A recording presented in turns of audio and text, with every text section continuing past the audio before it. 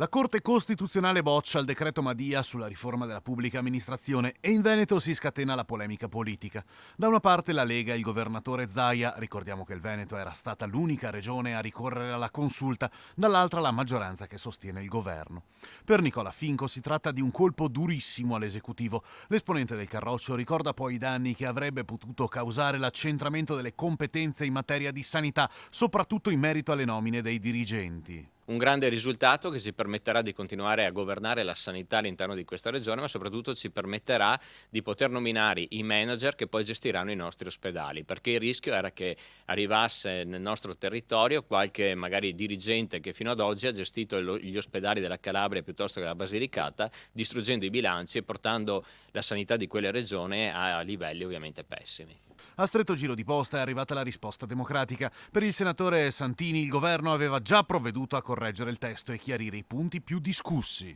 Sul tema della dirigenza in effetti c'erano molti problemi nella legge delega che peraltro gli stessi decreti legislativi in via di emanazione avevano anche contribuito a correggere, comunque